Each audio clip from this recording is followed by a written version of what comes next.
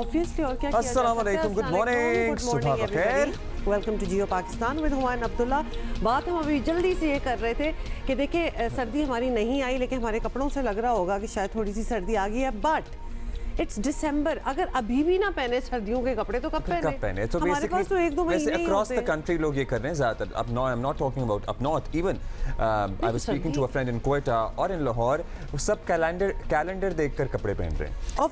नहीं, लेकिन वहाँ तो सर्दी है अब्दुल्ला, इतनी नहीं है जितनी होती थी। अच्छा चलो उतनी नहीं होती होगी, लेकिन फिर भी अगर लाहौर में दिन के टाइम पे आप एक हल्की सी T shirt sort of jersey में घूम रहे हैं, so which is not very Lahori winter. Okay, like. But I have heard, I was just talking to my friend in Lahore last night and she said कि अब सर्दी start हो गई है, मतलब इतनी हो गई है शाम रात के वक्त कि अगर आप बाहर जा रहे हैं तो आपको थर्मल पहनने की जरूरत पड़ रही है। थर्मल पे ही आ गया मामला एकदम से। थर्मल पे मामला आ गया एकदम से। आपको पता है कितना वेदर पैटर्न अजीब है। वो सऊदी अरेबिया दुबई से आए होंगे इसलिए। Dubai, yes you are right. But anyway जो भी है तो सर्दी हो ना हो, हम तो सर्दियों का मौसम मनाएंगे, तो लिहाजा हमने अपनी शॉलें निकाल ली हैं और या अल्लाह प्लीज मौसम हमारा बेहतर हो जाए कराची का।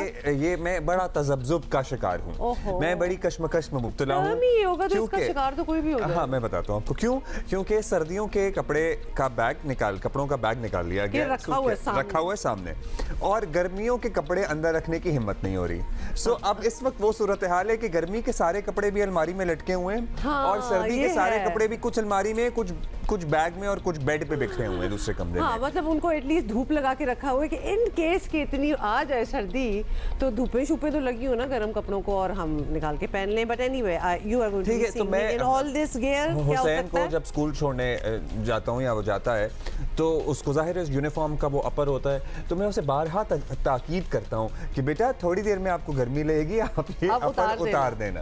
भाई बच्चा जानता है जो कराची में रहता है कि कराची में लिटरली आजकल के मौसमों में, एटलीस्ट आजकल के महीनों में एक दिन में 3 मौसम होते हैं। सुबह को ज़रा चिली, दोपहर को गर्मी, रात को फिर थोड़ा सा निपी, मतलब यू नो ये सारी चीज़ें हो रही हैं हमारे मौसम में, and we are enjoying it. क्या कर सकते हैं।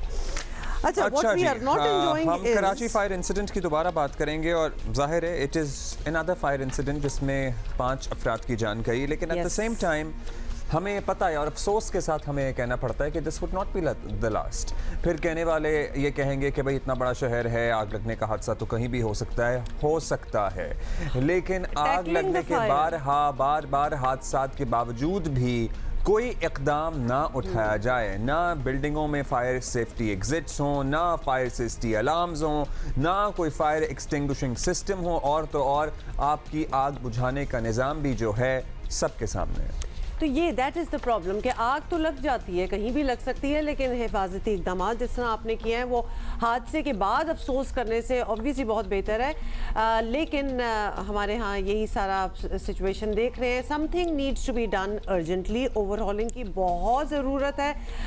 कराची में बुध के रोज़ आपको पता ही है कि आयशा मंजिल पर लगने वाली इमारत में 5 जानें चली गईं, और निगरां वज़ीर आला सिंध मकबूल बाकिर कह रहे हैं कि गफलत बरतने वालों के खिलाफ कार्रवाई होगी।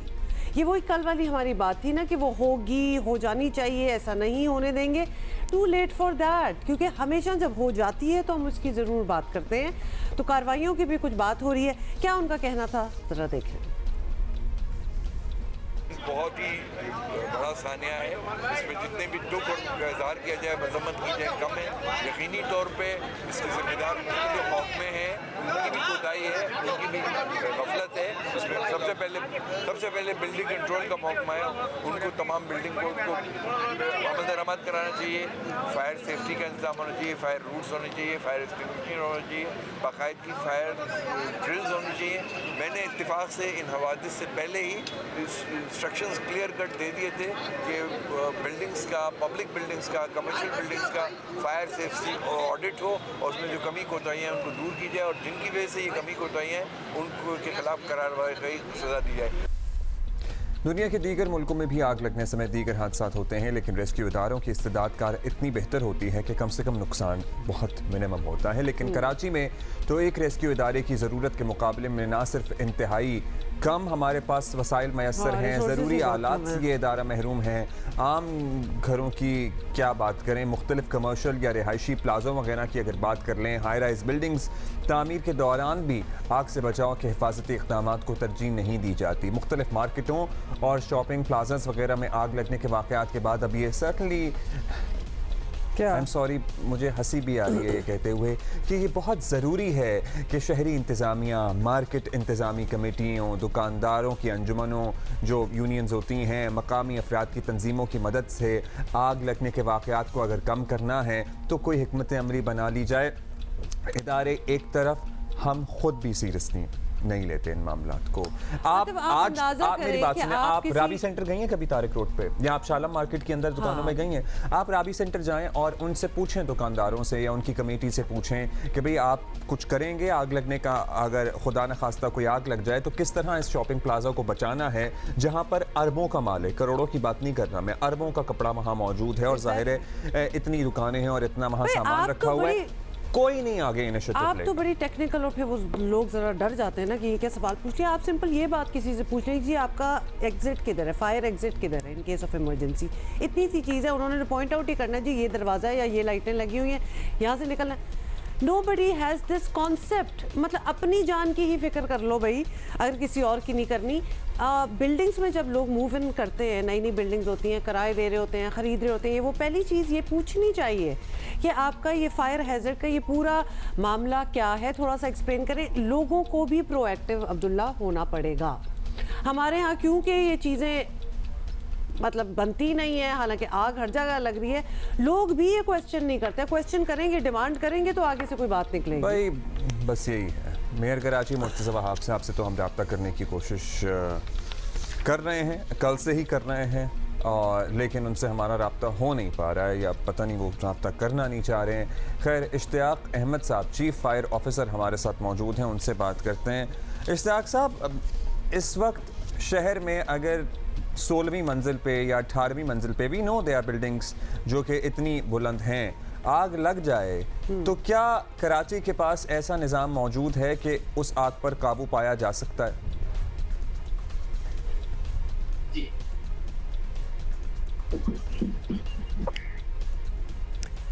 इश्तियाक अहमद साहब, आपको आवाज़ आ रही है?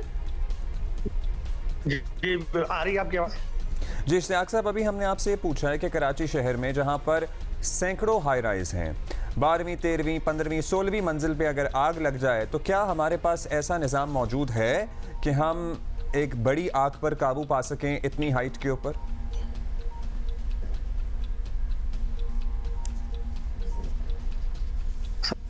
आप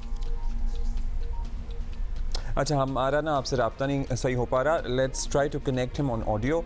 मे बी सबसे पहले तो इस इंसिडेंट के बारे में पूछ लें कि ये आग इतनी अचानक, तो सर्टनली फोम की दुकानें थी और मटेरियल था, ऐसी जगहों पे ससेप्टेबल है और आपको पता है फैल बहुत जल्दी जाती है। बहुत जल्दी फैलती है जब आप पोशिश क्योंकि वगैरह हर की, चीज़ फ्लेमेबल है, हर हाँ, चीज़ में आग पर्टिकुलरली लग जो सकती फोम होता है ना, बहुत ज़्यादा कपड़ा, फोम, एवरीथिंग। और कोई ख़ास आपको पता है कि कोई प्रोटेक्शन या फिर कोई आपने कोई ऐसी चीज़ नहीं की हुई, कोई इकदाम ऐसे नहीं उठाए हुए कि ज़रा बचत हो सके, तो फिर और वो इतनी देखिए, दुआ करना एक चीज़ होती है और अपने आप को खुदा से दुआ करते रहें कि हमारे that we don't go through any accident, any fire, anything like that. लेकिन प्रिपरेशन दूसरी बहुत बड़ी चीज़ होती है, तो आपको प्रिपेयर रहना भी बहुत ज़रूरी है। अच्छा जी, Better पाकिस्तान as और well. ऑस्ट्रेलिया की प्राइम मिनिस्टर 11 के दरमियान आज मैच का थर्ड डे, तीसरा दिन जी, है। बिल्कुल तीसरा दिन और है। लेटेस्ट स्कोर हम जानने की कोशिश करेंगे, but the last I had, Pakistan के खिलाफ प्राइम मिनिस्टर 11 की बैटिंग जारी है, और मुझे ये पता लगा था कि भाई 3 विकेटों के नुकसान पर उन्होंने कितने रन बनाए थे, प्लीज़ बता दें मुझे। मुझसे तो ना पूछे ना फिर, क्योंकि हाँ? आपको पता है कि 290 रन बना लिए हैं, that is what we 3 just विकेटों found के out. नुकसान पर, और अब 300 हैं, 300 हो गए? और थोड़ी देर बाद हम आपको ज़रा अपडेटेड भी रखेंगे, हम क्योंकि अपडेट अभी मिली है, 300 हो गए। अच्छा, साथ ही हम जरा सुपर लीग की भी बात कर लें, अगर आपका बहुत दिल चाह रहा है क्रिकेट पे बात करने को, तो आपको जल्दी से बता दें कि पाकिस्तान सुपर लीग 9, सोचे कितने एडिशन हो चुके हैं, 9 के प्लेयर्स ड्राफ्ट से कबल टीमों ने रिटेंशन का ऐलान भी कर दिया है। बेसिकली किसको रखेंगे, किसको नहीं retain रखेंगे, करेंगे? रिटेन जिसको करेंगे, यानी PSL फ्रेंचाइजेज ने रिटेन खिलाड़ियों के जो हैं नामों का ऐलान कर दिया है। तीन लाहौर actually खिलाड़ियों कलंदर्स के, ने- तीन मुझे खिलाड़ियों के बताने नामों देना, का मैं बता रही हूँ ऐलान लाहौर कलंदर्स ने किससे स्टार्ट किया है। अब बताएं। शाहीन शाह अफरीदी तो डेफिनेटली हैं ही हैं, हाँ। और कुछ और भी डेफिनेटली होंगे, और कुछ आपने नहीं मतलब सीख नहीं, के अब आपने कहा है कि आप आए बता थे। रही हैं, आप भी तो सीख अब के आए आप थे। बताएं। ओके ठीक है, बता देती हूँ। शाहीन शाह अफरीदी, राशिद खान, साथ ही हारिस रऊफ हारिस समेत 8 प्लेयर्स को बाय द वे उन्होंने रिटेन किया है। But Abdullah obviously you have no clue, so I will tell you. और हम पता है क्या, इस क्लू के लिए हम ब्रेक लेंगे क्योंकि we need to fix a few things here in the Here? Studio as well. So हम कुछ देर में वापस आते हैं। ओके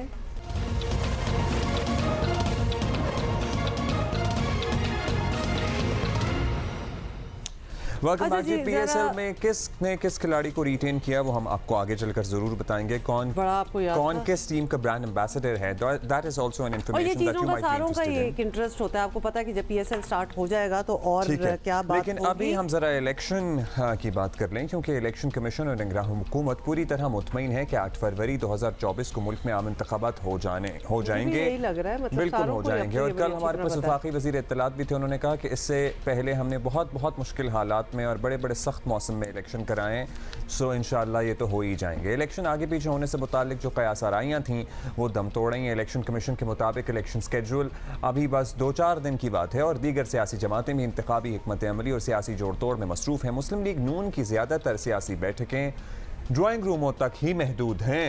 मगर इसने टिकटों की तकसीम भी शुरू कर दी है। This is perhaps the first political party जिन्होंने ये सिलसिला तो शुरू कर ही दिया है। लग रहा है कि जल्द से जुलूसों का मैदान भी जल्द सजने लगेगा। नून लीग पंजाब के सदर राना सनाउल्लाह को अपनी जमात की कामयाबी का पूरा यकीन है, बल्कि उनका दावा है महंगाई भी नून लीग ही ठीक करेगी। क्या ही बात हो अगर ऐसा हो जाए सर। जो हुकूमत आएगी, जो कि हमें हमारी कोशिश भी है, यकीन भी है, उम्मीद भी है कि पाकिस्तान मुस्लिम लीग नून की आएगी, तो इंशाअल्लाह ताला इस तबाही का रास्ता रोकेंगे और इसको रिवर्ट बैक करेंगे इंशाअल्लाह ताला। और इसके लिए मैं समझता हूँ कि विद इन ए ईयर जो है ये चीज़ें जो हैं ये बेहतरी की तरफ जो है वो मूव होना शुरू हो जाएंगी। अच्छा चलें, ये तो पार्टी, इन्होंने although- कह दिया। पीपल्स पार्टी वैसे काफ़ी आगे आ मुल्क गई भर इस में काम जल्द से में। जुलूस करते दिखाई दे रही है आवाम से बराह रास्त राब्तों में। बिलावल अभी तमाम जमातों से आगे नजर आ रहे हैं। बिलावल भुट्टो ने कल शांगला में जलसा आम से खिताब में दावा किया कि वो गाली गलोच की सियासत नहीं करते और ना गेट नंबर 4 की तरफ देखते हैं। उन्होंने पुराने बाबों की रिवायती सियासत को भी निशाना बनाया। जो पाकिस्तान के पुराने सियासतदान हैं, जो आज भी पुराना सियासत कर रहे हैं, अना की सियासत कर रहे हैं, अपने जातियात की सियासत कर रहे हैं, सियासत को इख्तिलाफ राय के बजाय जाती दुश्मनियां पे पहुंचाए हैं। इस मुल्क का आम आदमी का आवाज बनना है, इस मुल्क का पसमानदा तबका का नुमाइंदगी करना है। ये हमारा ट्रेनिंग हुआ है तो इसमें हुआ है। हमें गालम गलोच की सियासत नहीं आता, हमें टिकटॉक की सियासत नहीं आता, और हाँ, हमें गेट नंबर 4 की सियासत नहीं आता।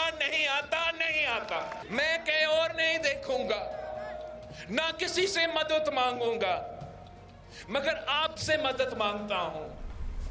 अच्छा जी, नई जन्म लेने वाली सियासी जमातें इस्तेकाम पाकिस्तान पार्टी हो या परवेज़ खटक की PTI पार्लियामेंटेरियंस भी अपनी इस्तात के मुताबिक छोटे मोटे जलसे कर रही है। 9 मई के वाक़े के बाद PTI में टूट फूट का जो सिलसिला शुरू हुआ था अब तक जारी है और कई सियासी रहनुमा मंजिल से बिल्कुल गायब हैं। वो कितने नज़र आते थे, अब बिल्कुल कहीं नज़र नहीं आते। कुछ जेल और बाज़ मुकदमात भुगत रहे हैं, so they are busy over there. मकबूलियत के दावेदार PTI का इलेक्शन जीतना तो बात की बात है, इसे इलेक्शन तक पहुंचने के लिए भी कई इम्तिहानों से गुजरना पड़ेगा। So there are lots of things that are हम जरा तज्जिया लेते हैं सूरत हाल। पसीने सहाफ़ी तज्जियाकार आसमा शिराजी साहिबा हमारे साथ मौजूद हैं। शुक्रिया आसमा। सियासी फ्रंट पर एक अहम डेवलपमेंट ये है कि मियां नवाज शरीफ अपनी नाअहली ख़त्म कराने की जानिब लेट्स से एक और कदम आगे बढ़ चुके हैं। अल अज़ीज़िया का केस भी अब सुना जाएगा। आपको लगता है कि इसके बाद प्रॉब्ली नून लीग में वो मोटिवेशन उन्हें मिल जाएगी, जिसके बाद बूस्ट मिल जाएगा, जिसके बाद वो जल्द से जुलूस और गली मोहल्ले की सियासत की तरफ दोबारा आएंगे। अभी तो सिर्फ मीटिंग्स तक ही मामला महदूद है।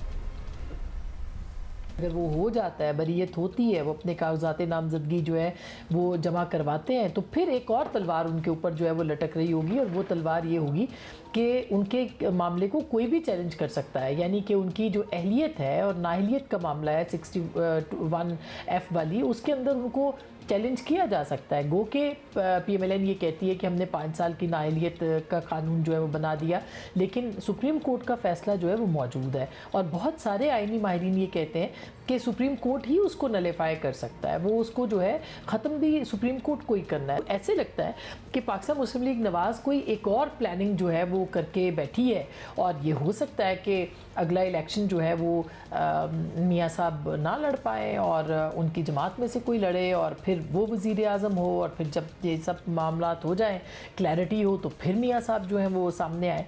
तो ये बहुत सारे सवालात हैं अभी। अच्छा, अब जरा ये बताएं, बिकॉज ये भी हो सकता है। हाँ बिल्कुल, कुछ भी हो सकता है। आसमा, मुस्लिम लीग नून और पीपल्स पार्टी को देखें तो एक तरफ एडजस्टमेंट्स हैं, इलेक्टेबल्स की शमूलियत है, इत्तेहाद है, और दूसरी जानिब जलसों की सीरीज़ है। स्ट्रेटजी में एक वाज़ेह फ़र्क नज़र आ रहा है दोनों पार्टीज़ में। तो आपके ख़्याल में आजकल के दौर में इलेक्शन जीतने के लिए ज़्यादा क्या इफ़ेक्टिव होता है? मतलब ड्राइंग रूम सियासत साबित अच्छी होती है, या फिर अवामी जलसे अच्छे होते हैं? What actually works? मेरे ख्याल है तीनों चीज़ों की ज़रूरत है। इसमें एक और एंगल भी शामिल कर लें, वो डिजिटली, यानी कि सोशली और डिजिटली आप कैसे इलेक्शन जो है वो लड़ते हैं, या मीडिया के प्लेटफॉर्म, सोशल मीडिया के प्लेटफॉर्म पे लड़ते हैं, वो भी इम्पॉर्टेंट है। लेकिन कॉन्स्टिट्यूंसी पॉलिटिक्स बहुत इंपॉर्टेंट है, जोड़ तोड़ बहुत इंपॉर्टेंट है, और ड्राइंग रूम के अंदर जो जिस तरह से पाकिस्तान मुस्लिम लीग नवाज़ जो है वो अपनी अभी तक जोड़ तोड़ की सियासत जो है वो कर रही है। वो MKM को साथ में लाया, काफ लीग को अपने साथ में लाया है, JUIF के साथ खैबर पख्तूनख्वा के अंदर इत्तेहाद बनाया है। तो मेरा ख्याल है कि वो कॉन्स्टिट्यूंसी को देख रहे हैं, और एक एक करके वो वोटों को देख रहे हैं कि किस पार्टी से कितनी मदद मिल सकती है, और उसके बाद जो है वो इलेक्शन को लड़ा जाए। जहाँ तक मीडिया का प्लेटफॉर्म है और सोशल मीडिया का, इस प्लेटफॉर्म के ऊपर जो है वो सारी जमातें जो है सिवाय तहरीक इंसाफ के वो कोई बहुत ज़्यादा मौसर नहीं है। अच्छा कि आपने ये सोशल मीडिया और ये सब कुछ भी बीच में डाल दिया। Socials are also very important. बिल्कुल, Yes. ये सारी स्ट्रेटजीज हैं, और साइड बाय साइड इन सारों को चलना है। Any one thing would not be as effective as all of them would be. Asma, thank you. Electoral adjustments, for being thank with you us. आसमा जी। और अच्छा, आसमा हमारे साथ ही हैं। ओके, आपसे एक और बात करनी है, और एक और मामला भी है जो कि बड़ा अहम हो गया है। इलेक्शन की जब ये कैंपेनिंग वगैरह स्टीम बढ़ती चली जाती है, ज़ोर पकड़ रही है, तो ये खदशा नज़र आता है कि जाली ख़बरों और प्रोपेगेंडा वगैरह जो है उसका बाज़ार गर्म हो जाता है। और आप तो बड़ी खुशकिस्मत हैं कि आपकी जाली ख़बर वाले मामले पर सुनी गई और प्रोपेगेंडा वालों को सज़ा मिली। लेकिन ये बड़े लंबे प्रोसेस के बाद हुआ, ये कोई आसान काम किसी के लिए भी नहीं होता। फौरी तौर पर तो ये हल होता ही नहीं है। तो अब फौरी तौर पर जाली ख़बरों का जो सदबाब कौन करेगा? मतलब ये किस तरह आपको लगता है, how is this going to work out, और इससे सियासी जमातों के चांसेस मुतासिर हो सकते हैं या नहीं? हमारी कुछ सियासी जमातें हैं, बहुत ज़्यादा तो नहीं, वो जाली खबरों पे ही पनपती हैं। जी बहुत शुक्रिया। बिल्कुल, एक मुझे तो तवील मुकाबला करना पड़ा, तवील लड़ना पड़ा एक लंबे अरसे के लिए, लेकिन बहरहाल इंसाफ की फ़तह होती है।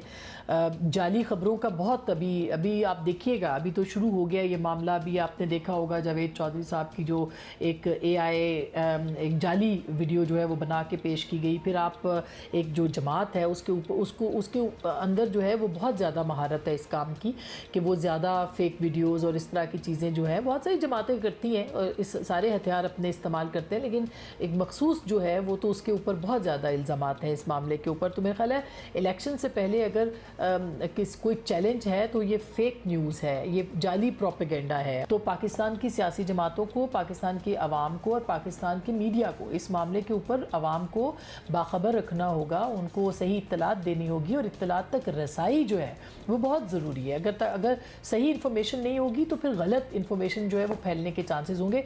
ये एक बहुत बड़ा चैलेंज है अगले इंतखाबात से पहले, और इस चैलेंज को जो है वो सियासी जमातों को और ज़ाहिर है तमाम लोगों को मिल के इस चैलेंज को निपटना होगा ताकि एक फेयर इलेक्शन हो। फेयर इलेक्शन का मतलब ये है कि कोई मैनिपुलेशन कहीं से ना हो, और ये मैनिपुलेशन सोशल मीडिया अकाउंट से भी हो सकती है।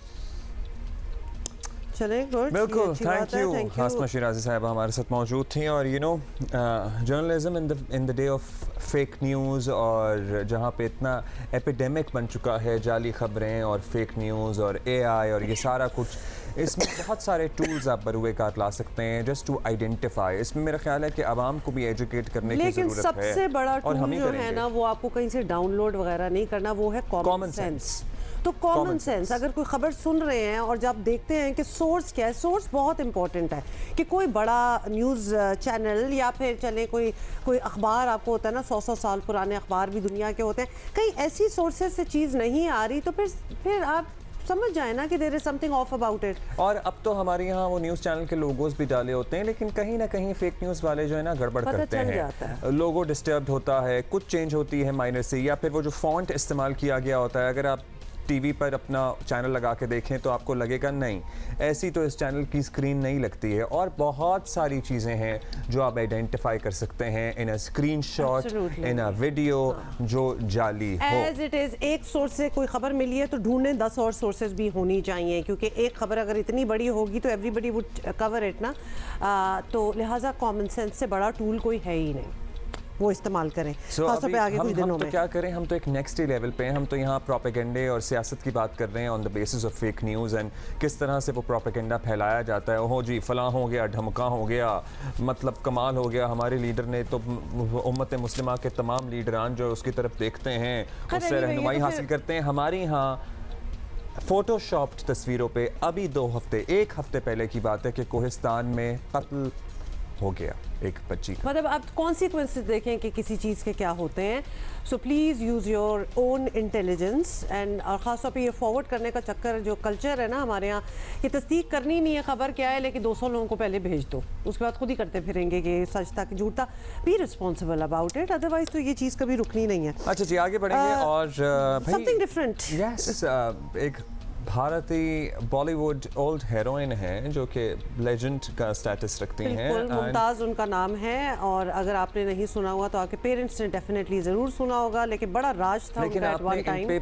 फिल्माए गए गाने ज़रूर सुने होंगे। तो she is coming to Pakistan और बड़ी खुश हैं कि वो पाकिस्तान आ रही हैं। लेकिन आपको बताएं ये बहुत एक्साइटेड है मुमताज़ जी कि वो आ रही हैं Pakistan for the first time. वो पाकिस्तान तो आ रही हैं लेकिन वो जियो पाकिस्तान आ रही हैं actually. So you will get to meet her, talk to her on this platform. तो yes we will do that as soon as she is here, you can look forward to that. आप अभी से हमें सवाल भेज सकते हैं @Jio Pakistan TV पे ट्वीट करके #AskMumtaz। ये कर देंगे तो आस्क मुमताज़ के साथ जितने भी सवाल होंगे वो हम उनके साथ ज़रूर शेयर करेंगे when she is here. Okay, so this is something that we are looking forward to. In the meantime हम एक ब्रेक लेंगे। ओके फाइन, ब्रेक ले लेते हैं। Good morning.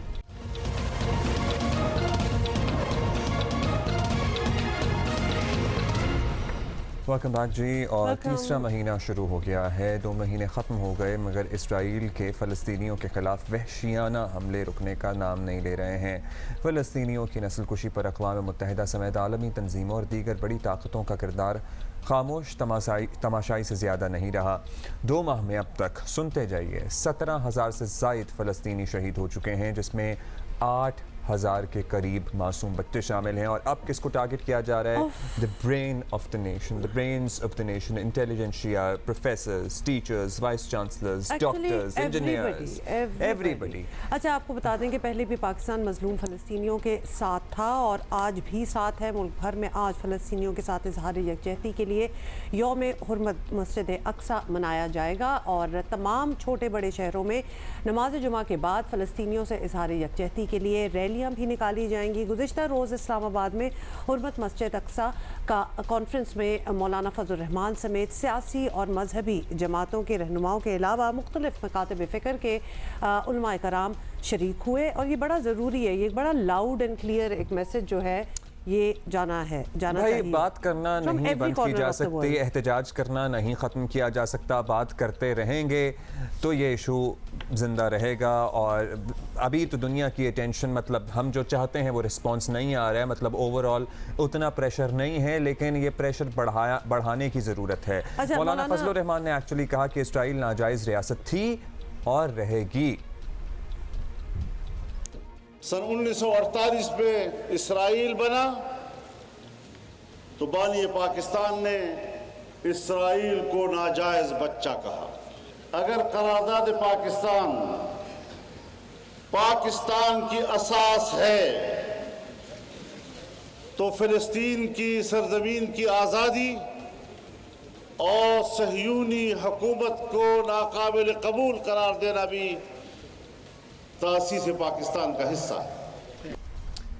साथ ही आपको बता दें कि कॉन्फ्रेंस के जारी एलामिये में फ़लस्तीनियों के ख़िलाफ़ इजरायली मुजालिम की सख्त मज़म्मत की गई। इसराइल पर जंगी जराइम का मुकदमा चलाने और अवाम से इसराइली मसनूआत के मुकम्मल बॉयकॉट की अपील भी की गई। मुसलमान ममालिक पर जोर दिया गया कि वो इसराइल से सिफारती और तजारती ताल्लुकात जो हैं वो ख़त्म करें और मस्जिद अक्सा को आज़ाद करा दिया जाए।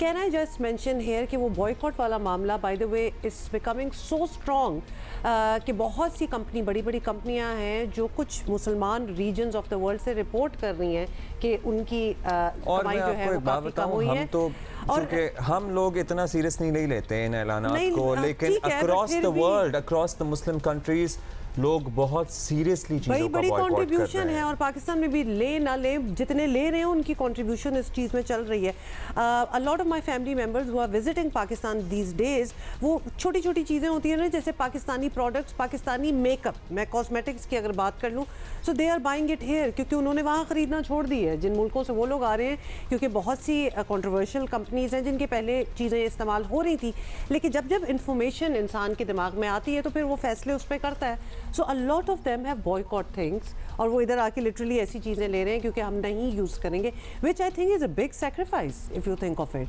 मतलब खाने पीने के अगर आप रेस्टोरेंट्स देख लें, प्रोडक्ट्स अलगर्ज ये कि हुआ अपनी कैपेसिटी में जो एग्जैक्टली कुछ कर पा रहा है वो कर रहा है। चाहे आप किसी रैली में शिरकत कर रहे हों, चाहे आप इंस्टाग्राम पे, सोशल मीडिया पे कहीं पोस्ट लगा रहे हों जिससे आपका बड़े बड़े अकाउंट लोगों को, आपको पता है, सस्पेंड होने की धमकियां तक आई हैं इंस्टाग्राम की तरफ से, लेकिन फिर भी लोग अपनी बात कर रहे हैं। चाहे आप कोई इन्फ्लुएंसर हों और आप दुनिया की तवज्जो इस इशू के ऊपर दिलाना चाह रहे हों, सो यस, हर शख्स अपनी कैपेसिटी में इस पे बात करने की कोशिश कर रहा है, अपना हिस्सा डालने की कोशिश कर रहा है, क्योंकि जुल्म को देखकर चुप नहीं बैठा जा सकता। आप जिस फील्ड में हो, जो आपका बैकग्राउंड हो, whatever you can do, whatever effective measure that you think कि यू कैन टेक, तो अपने वो 2 सेंट्स भी अगर होना तो ज़रूर डालें, क्योंकि ये बहुत बड़ी एक मूवमेंट बनती जा रही है। एक ब्रेक के बाद हाजिर होते हैं। Yes, good morning.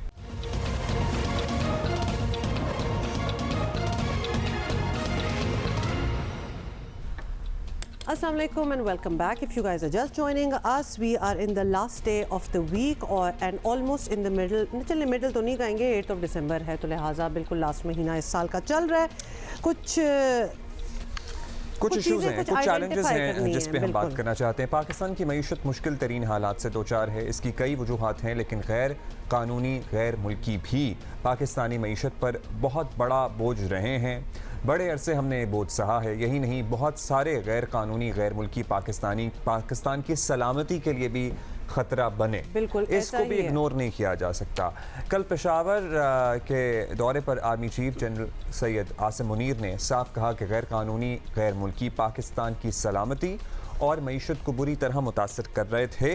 इन्हें वापस भेजने का फैसला हुकूमत ने मुल्की मफाद में किया है और ऐसे गैर मुल्कियों को बड़े इज्जत के साथ बावकार तरीके से तहत उनके मुल्कों में वापस भेजा जा रहा है। और इस बयान से एक बात तो बिल्कुल वाज़ेह है कि मुल्क में गैर कानूनी मुकीम अफराद को वापस भेजने का रियासत का फैसला अटल है। माजी की हुकूमतों के बरअक्स मौजूदा हुकूमती पॉलिसी में अब कोई ग्रे एरिया नहीं। सिक्योरिटी के हवाले से भी आर्मी चीफ की तशवीश ज़मीनी हक़ाइक़ के मुताबिक है। पिछले दिनों निगरान वज़ीर आज़म अनवारुल हक काकड़ ने बताया था कि पाकिस्तान में हालिया खुदकुश हमलों में मुलव्वस अफराद में 15 अफगान शहरी मुलविस थे, जबकि कई अफगान शहरी दीगर दहशतगर्दी की वारदातों में भी मुलविस और रहे एक होता है हैं। डायरेक्ट मुलविस होना, एक है सहूलतकारी करना, तो वो तो पता नहीं कब से चल रहा है मामला।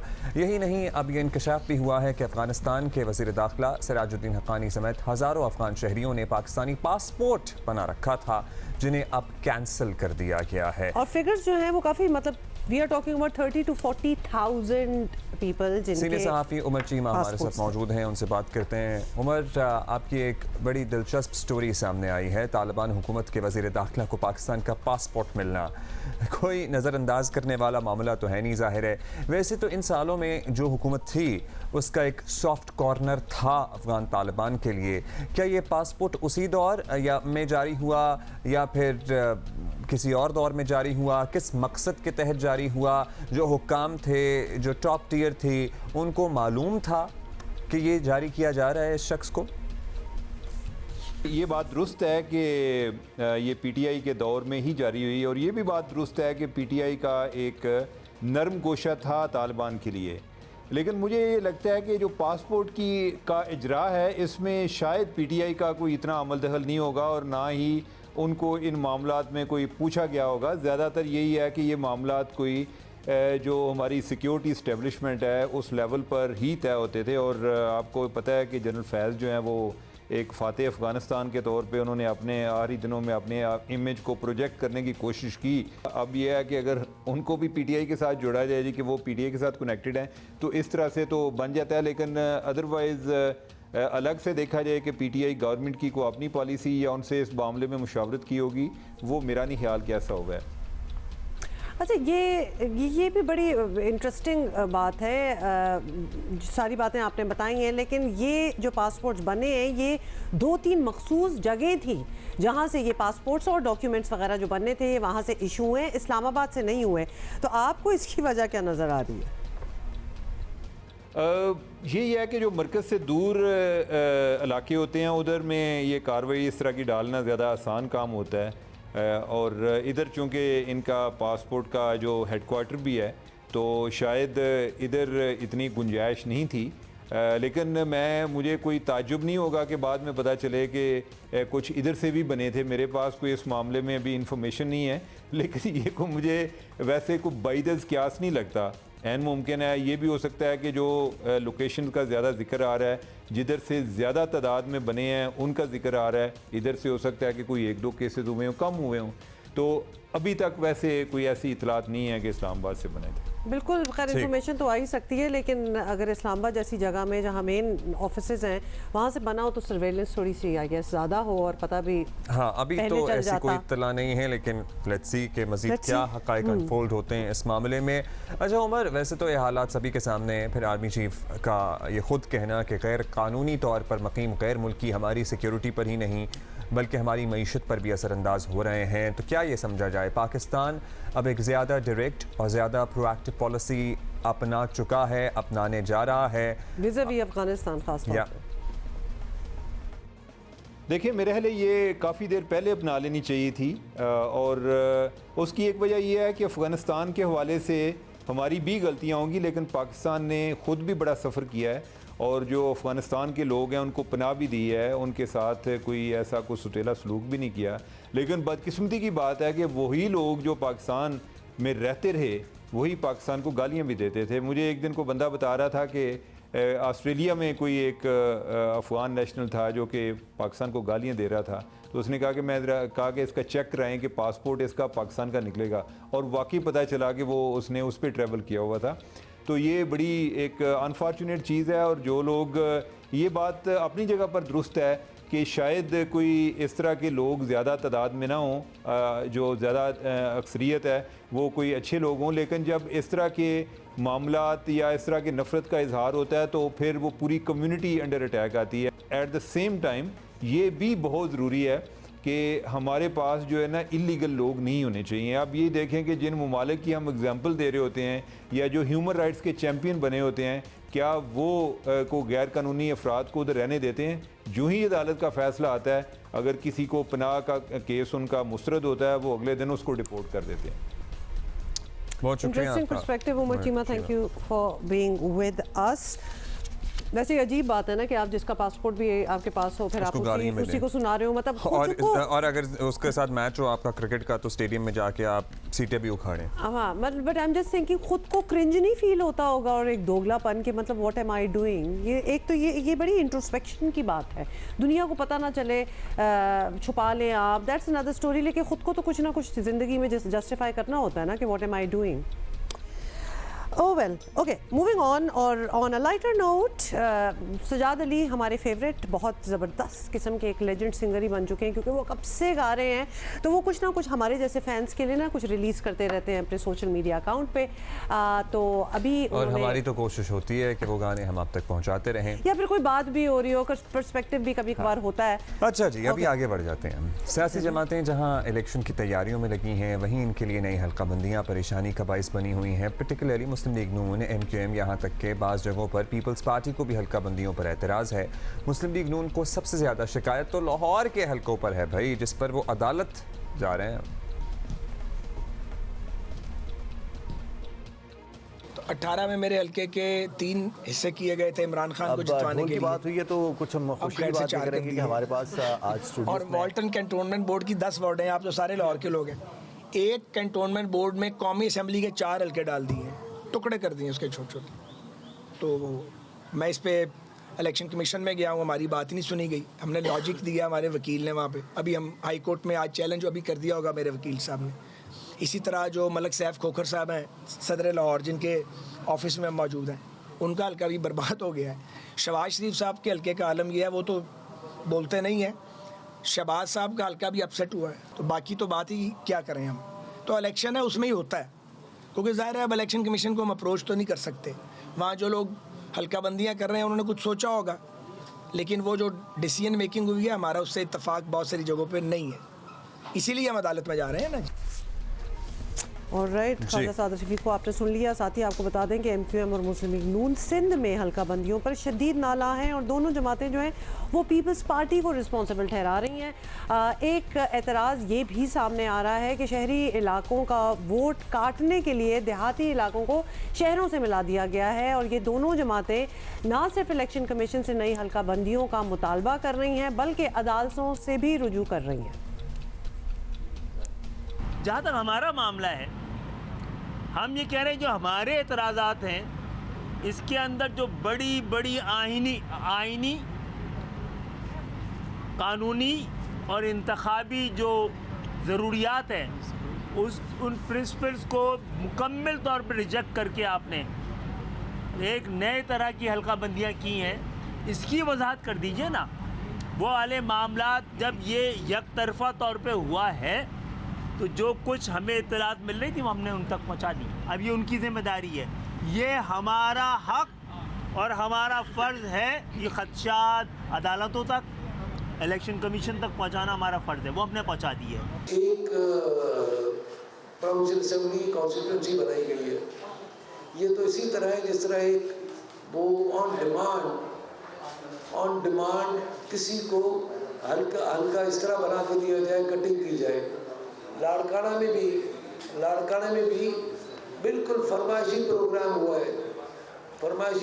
हुआ है। जो सीट लाड़काना में पहले GD ने जीती थी, खैर उनको ज़्यादा तफसील उनको पता है, वो भी मौसम अब्बासी गए हुए हैं इस्लामाबाद हाई कोर्ट में पिटीशन करने के लिए।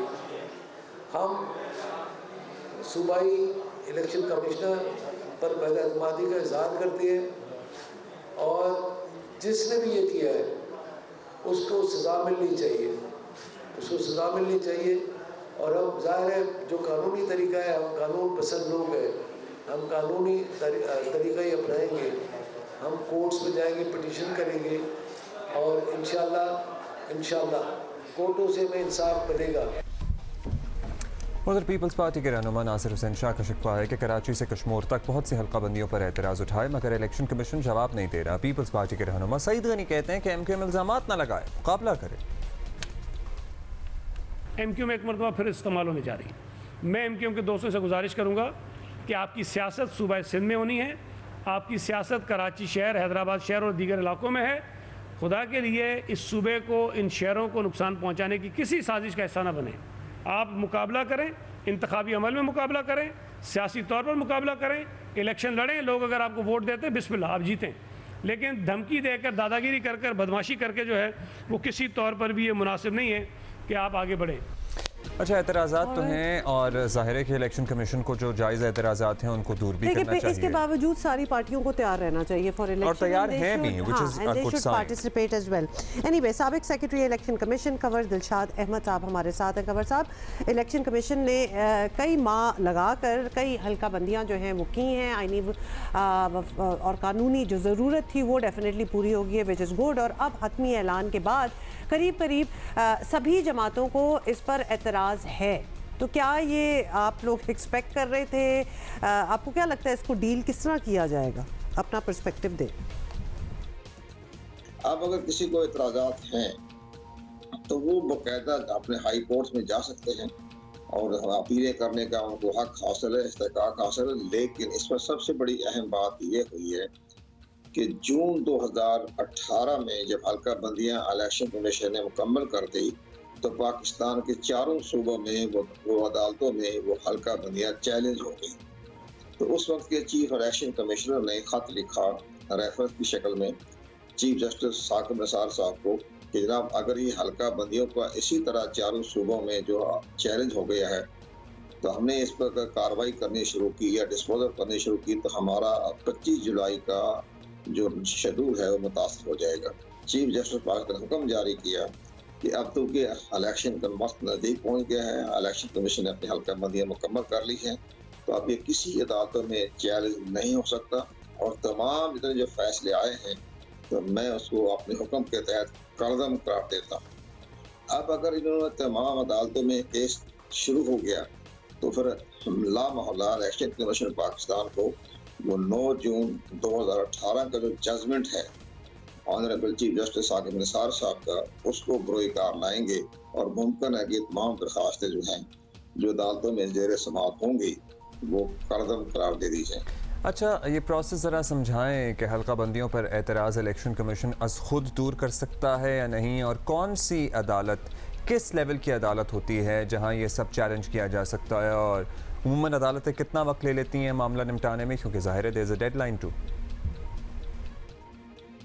इसमें ज़ाहिर है कि बाद साथी जमातों ने बाकायदा जो अपीलें की है तो इलेक्शन कमीशन पाकिस्तान का तो उसमें कोई रोल नहीं बनता, वो तो बाकायदा हाई कोर्ट्स का रोल होगा कि उसके बारे में क्या फैसला करते हैं। अभी फैसला का इंतज़ार करेंगे हम, और जब इलेक्शन कमीशन पाकिस्तान महसूस करेगा कि उनके रास्ते में कोई रुकावटें पैदा हो गई हैं लीगल और कानूनी, तो लामहल्ला वो सुप्रीम कोर्ट पाकिस्तान से रुजू करेगा।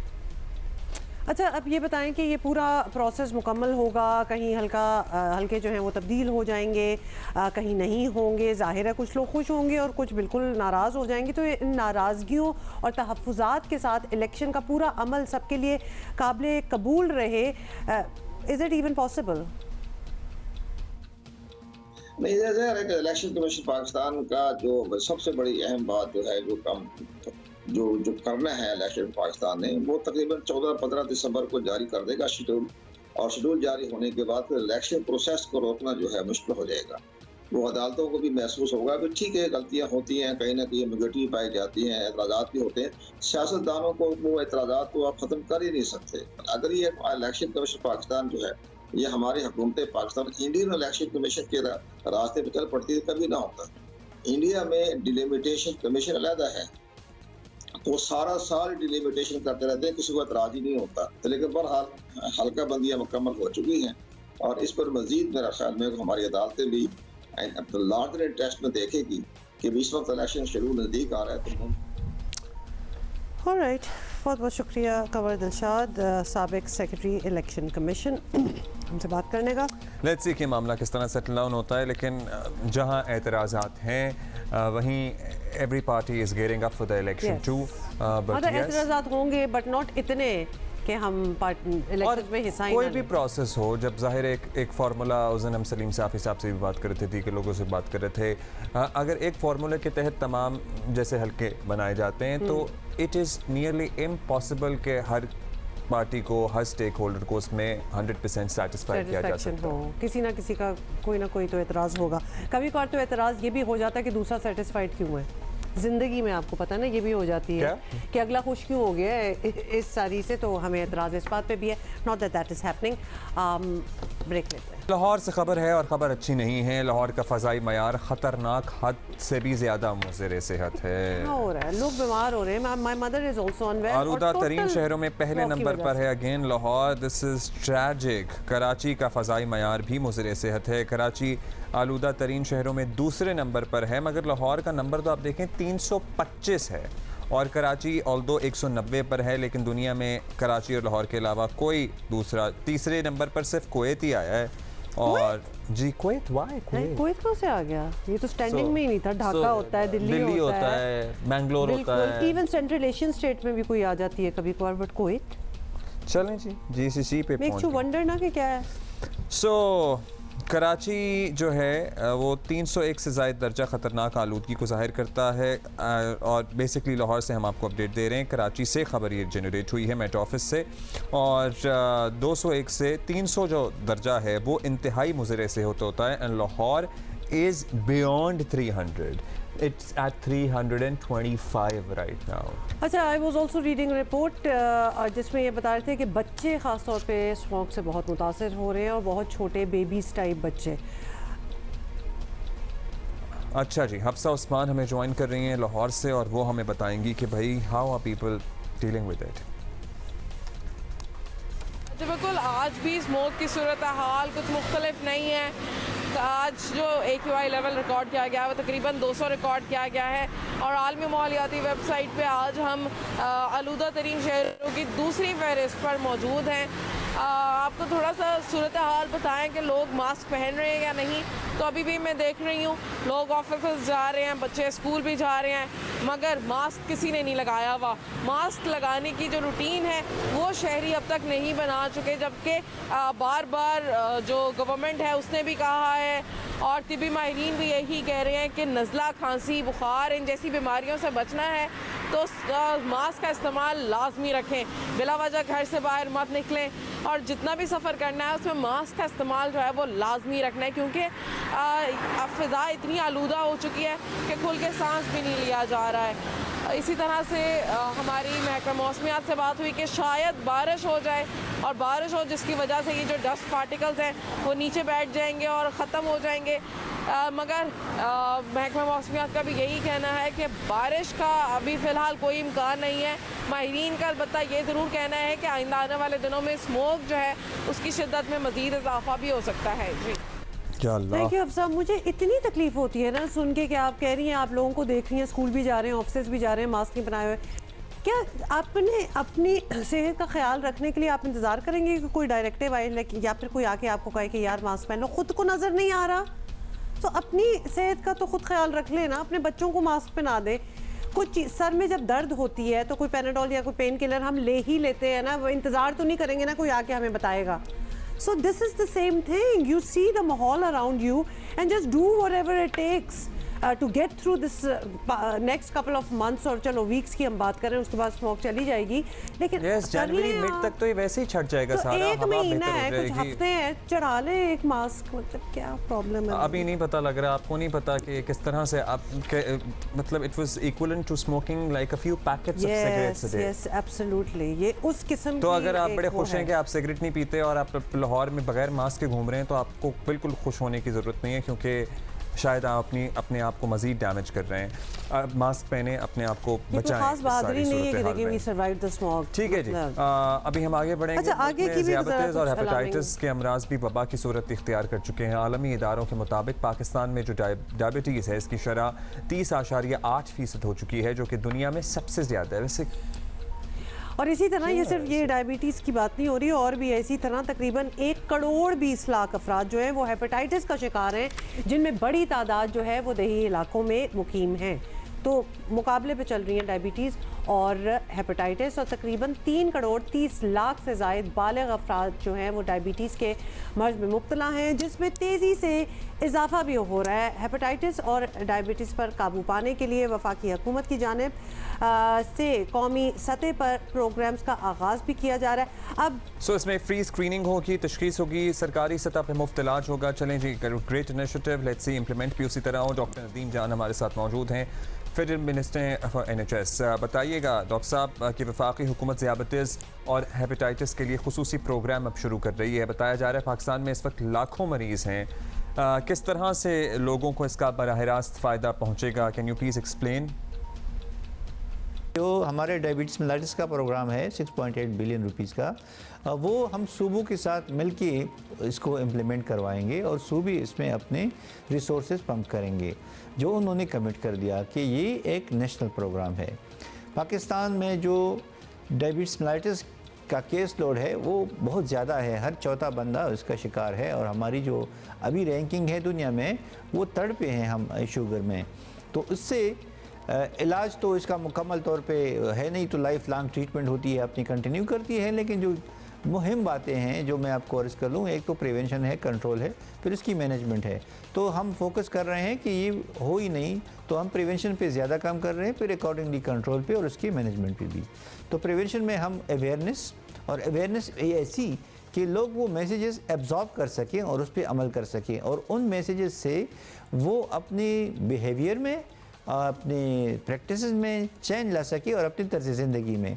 क्योंकि आप सबको पता है कि अगर आपकी एक्सरसाइज रेगुलर हो, आपका डाइट का पैटर्न वो सही हो, स्ट्रेस आपका कम हो, वर्क लाइफ बैलेंस आपका हो, तो आप डायबिटीज़ मेलाइटिस से बहुत हद तक वो बच सकते हैं। फिर जब अगर किसी को ये बीमारी लाहक होती है तो एक तो इसका इलाज जो है, जो डॉक्टर साहिबान उसको प्रिस्क्राइब करते हैं, वो इंजेक्टेबल भी है, ओरल भी है। लेकिन फिर भी साथ साथ बहुत ही इम्पॉर्टेंट ये होती है कि आप वो लाइफस्टाइल में चेंजेस लाएं, अपने एक्सरसाइज को रूटीन बनाना, फिट रहना, फिज़िकल एक्टिविटीज़, नींद आपकी पूरी हो, खुराक का बैलेंस करें, ज़्यादा फैटी और ज़्यादा कार्बोहाइड्रेट्स अवॉइड करें। तो इन चीज़ों पे अमल करके, और फिर रेगुलर टेस्टिंग और मॉनिटरिंग भी है। हम इसी प्रोग्राम में ही हमने HbA1c की स्क्रीनिंग रखी हुई है। इस तरह एक रैंडम हम स्क्रीनिंग भी करेंगे ताकि हमें लोड का सही मानों में पता भी चले। अभी तो वो आ जाते हैं पेशेंट्स जो पेसियो हमारी एक सर्वेलेंस मैकेनिज्म है, यानी खुद आ जाते हैं, देख लेते हैं जब उनको साइन सिम्टम्स डेवलप हो जाते हैं। तो हम तो ये भी चाहते हैं कि हम एक रैंडम चेक इस तरह भी करें कि हम पॉपुलेशन, हेल्दी पॉपुलेशन में से सैंपल ले लें और वो हम स्क्रीन कर सकें कि क्या स्टेटस है डायबिटीज़ मेलाइटिस की, और फिर अकॉर्डिंगली हम इनको अपने जो प्रोटोकॉल्स हैं उनके मुताबिक उनका इलाज हम और उनसे बचाव की तदाबीर है वो हम करा सकें। अच्छा डॉक्टर साहब, एक और कंसर्न है, वफाकी निगरां हुकूमत सूबाई निगरां हुकूमतों के साथ मिलकर जो काम कर रही है सेहत के शोबे के लिए, सब लॉन्ग टर्म मंसूबे हैं, तो इसकी क्या गारंटी होगी कि आने वाली मुंतखब हुकूमतें जो हैं ये सब जारी रखेंगी? मतलब कोई लॉन्ग टर्म, कोई मुस्तकिल बंदोबस्त हो जाता तो क्या ही बात। प्रोग्राम्स लॉन्च कर रहे हैं, ये इपोक मेकिंग है, लेकिन इसके साथ साथ हमें अपने मैंडेट का भी पता है कि हमने बहुत जल्दी ये हुकूमत छोड़नी है और आने वाली हुकूमत को सपोर्ट करनी है। उसके लिए हेल्थ ने, हमने ये किया है कि हम अपने सारे इनिशिएटिव्स का एक रिकॉर्ड रखते हैं, हम उसका ट्रैकर बनाते हैं, फिर हम एक अपना सक्सेशन प्लान बनाएंगे। जो इनिशिएटिव्स या जो भी हमने पॉलिसी लेवल पे या प्रोग्राम लेवल पे रिफॉर्म्स लाए हैं उसका एक मेन्यू बनाएंगे और फिर आने वाली गवर्नमेंट को हम रिकमेंड करेंगे कि इसके रखने का ये फ़ायदा होगा, आप किस तरह चलाएंगे। और मेरी ख्वाहिश है कि फिर जैसी ट्रांजिशन हो जाए तो हम एक मीटिंग भी कर लें आने वाले मिनिस्टर साहब से कि वो इन्हीं चीज़ों को आगे बढ़ाएं। शुक्रिया। अबाउट इट आप एक प्लान बनाएंगे एज एन एग्जिट जब करेंगे आने वाले उसे शेयर करने के लिए। Thank you doctor sahab. Alright ji, that is it for today. Lahore वालों प्लीज़ मास्क पहनो।